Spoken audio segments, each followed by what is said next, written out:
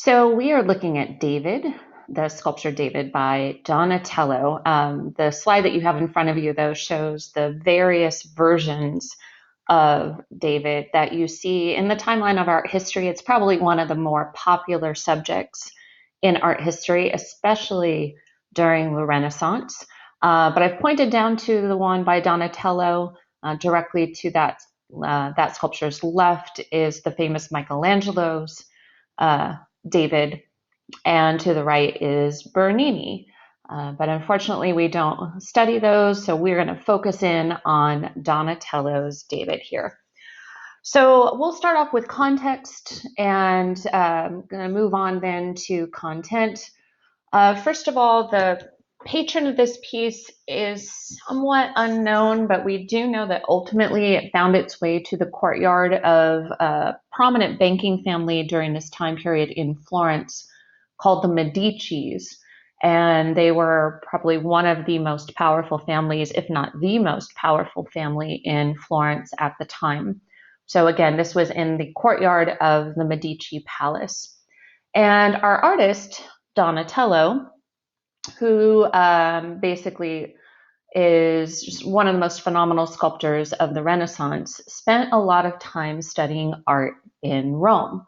So, of course, he's looking at all the great classical sculptures. Now, again, when I say classical, we're referring to Rome, Greece, those great freestanding sculptures in the round, great contrapposto poses and that. So that's where he's seeing this and getting influenced by that type of art, the Greek and Roman art that he's seeing in Rome. And again, in the Renaissance, our theme is humanism.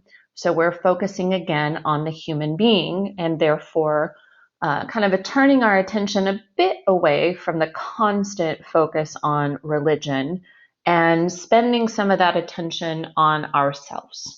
And so we kind of see a combination of both here, a focus on a religious story from the Old Testament, but then with a more humanistic approach.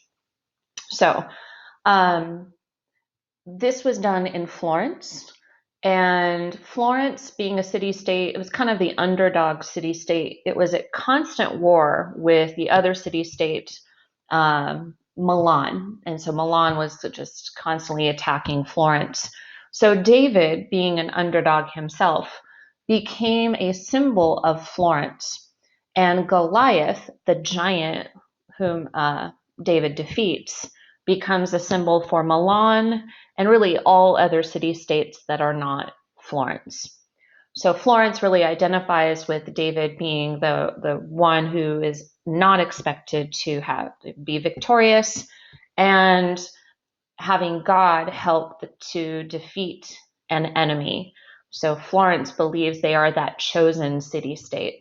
And I'm going to get into the David and Goliath story in a bit. But that's really our backbone of context. We have the time period in Florence and it being kind of this constant warfare and relating to the David and Goliath story. We have Donatello studying in the classical kind of world of Rome, seeing all these Greek and Roman sculpture works. And we know where it's located in the Medici Palace courtyard. So let's go ahead and move on to content. Again, I just put in there a return to humanism. So I tried to identify all of the classical influences. First of all, it's a bronze sculpture. He's just probably about 5 feet tall. So this is a pretty life-size-ish return to the lost wax process and the material of bronze, which was the chosen process and material mostly for sculptures in the round from Greece. So therefore classical influence. Got the great contrapposto pose, the hip shift, the weight shift, showing the potential of the body's movement. Again, Greek with Doryphorus and the Polykleitos' piece. He's nude. And the nudity is definitely a humanistic influence from Greece. And the focus on the body, the musculature, the anatomy of the body, and getting to a return to the naturalistic nude body that we really haven't seen in the Middle Ages. In the Middle Ages, nudity was only shown if it was necessary to the biblical story. And that's about the only time really where that would happen so much is Adam and Eve. So we've got to return to the nude. He is the first nude figure since really the classical era, the first freestanding nude figure. I also put that he's restrained. There's not a great deal of emotion here. Neutral expression, so I'd say like a classical Greek era influence in terms of the restraint on his body and on his face. And again, he is in the round for technique. Most architecture, most sculptures of bodies in the Middle Ages are going to be attached to architecture, like jamb sculptures or tympanum sculptures above a doorway. So that is something else that is classically influenced. And you have David depicted here as he is in the story is young. So the muscles are a little bit underdeveloped. His hair is long and kind of wavy. It's that style of youth, actually. So the Florentine people looking at this would be very much recognizing that this is a young male of their time. And he is standing with his hand on his hip with a rock in his hand. You see that, and a sword. And he is standing directly atop Goliath's head. And he has just severed the head of Goliath after Goliath was knocked to the ground and killed by the rock that David launched with his slingshot. So in fact, I want to go ahead and talk a little bit about David and Goliath. It's an Old Testament story. Again, Goliath is this huge giant figure who threatens the Israelites. No one wants to fight him.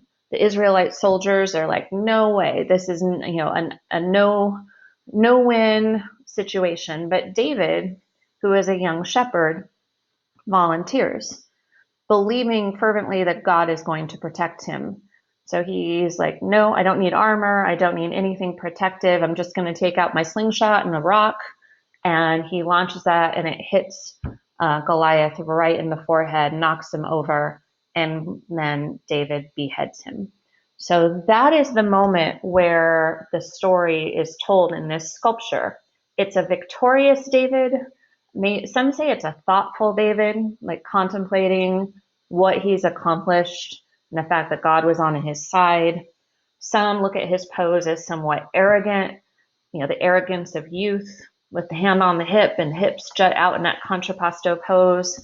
That is kind of a subjective determination, whether you think he is very contemplative, his eyes turned down, his looking down, or if you think he's arrogant, or it's a combination of both. I really don't know. But his body language definitely communicates to you. And what's interesting in the other David sculptures,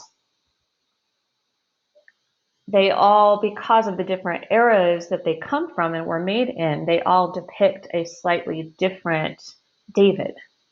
And that's the beauty of art history, is that you see the middle sculpture there of Michelangelo's David, a thoughtful, he hasn't quite attacked Goliath yet, he's thinking.